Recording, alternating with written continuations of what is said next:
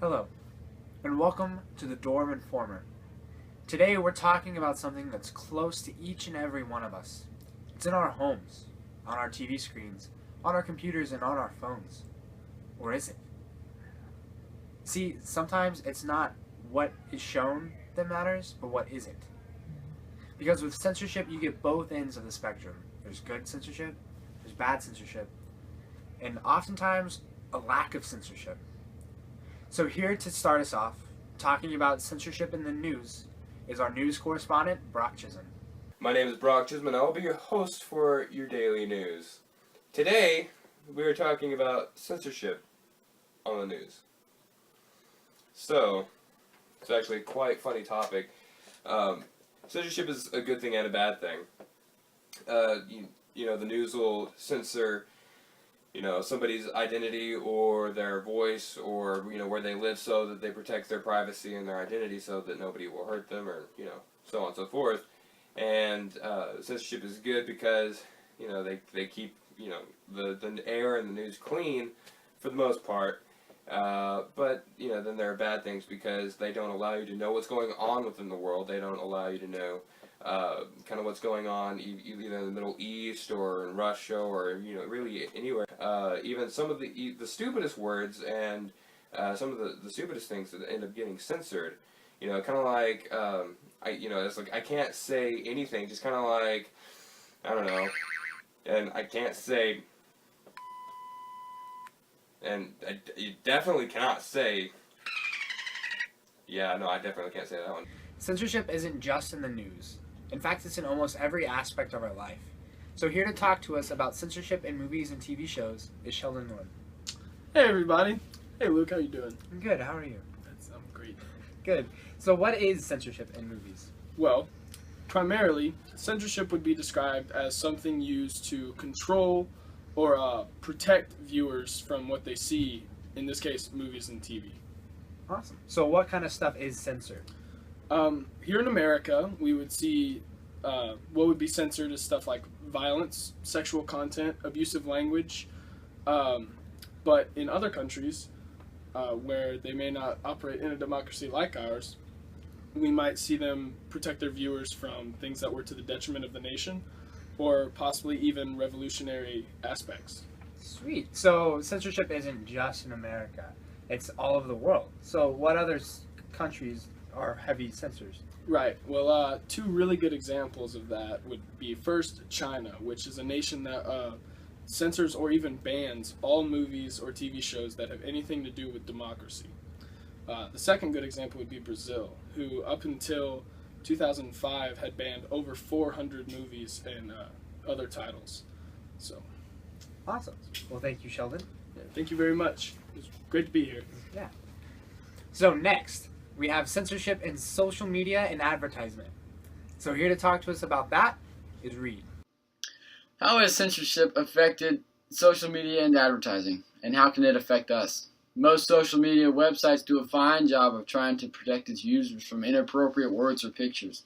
Facebook's statement of rights and responsibilities says, "You will not post content that is hate speech, threatening, or pornographic, incites violence, or contains nudity or graphic or gratuitous violence." Most of the problems on social media do not come from the producers. They come from each post of every individual that uses the website. We need to have our own type of censorship that protects what we do and do not post. As for advertisement, companies have begun more and more to allow new ways of advertisement that provide explicit images into their product. The way we as Christians face these problems is by being very particular about the company we do and do not support. Social media and advertisement is changing due to the lack of censorship and censorship. Thank you. Have a good day. Another area of censorship that affects us all widely is that in music. So here to talk to us about censorship in the music industry is the baritone from the late and great legendary R&B group, the Jackson 6, Darius Jackson. Woo! You dirty dog! Yeah. You know! Little Mikey! Little Mikey! Hey Darius, How you doing? I'm glad you're here. I'm glad to be here. So, what is censorship in the music industry? Censorship is where you not block out the dirty words and you replace it with another word that could be used or is just as acceptable as the nasty word. All right. So why is that so strongly enforced? America tries to enforce its morals, and we want to protect our children and our citizens from the riffraff and the violence. Because a lot of songs have, very vulgar language and vulgar metaphors that we would not necessarily want to air to people, and we want to see America to have the best reputation possible. All right. But you know what? Speaking of the Jackson 6, we have our CD coming out this fall. It's called Remembering Mikey. It's in remembrance of our brother Michael Jackson. Thank you very much, Darius. Thank you for having me. Okay.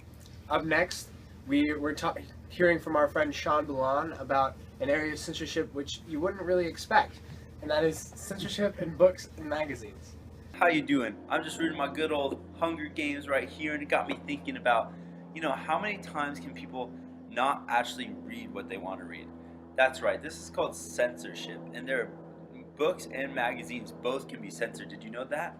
But there are some good reasons for it. For example, education censors things. Yeah, there's educational boards that go through our textbook and materials and make sure students are not reading things that are inappropriate for their age or their grade. Like, we don't want some 5th grader reading 50 Shades of Grey. That's absolutely wrong.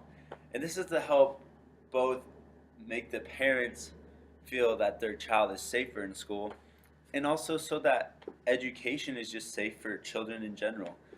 And so, like, things like religious content can't always be in public school textbooks. They have to make sure they're not biased if they're a public school. Private schools work a little differently, but we're mostly talking about public schools. And then, there's also some bad censorship. Did you know in 52 countries the Bible is actually illegal and censored? Yeah, that's right. Countries like North Korea, China, Vietnam, the Bible is actually censored. And what that means is people can't actually read the Bible, and it's illegal. They can be punished for it. That is awful. That is so not freedom to be able to read and freedom of expression that we believe here in America. But another thing that got me thinking is the lack of censorship of some things. There are some things in this world that just don't need to be seen. Like that magazine aisle as you're getting your Fruit Loops and your Pop-Tarts at the grocery store. Yeah, that stuff needs to be censored. Children shouldn't be able to see that. And man, we got to guard our hearts. We can't just watch that stuff. That's just wrong. That'll hurt our relationships in the future. But hey, just want to give you a little gist of what censorship is, and happy reading, y'all.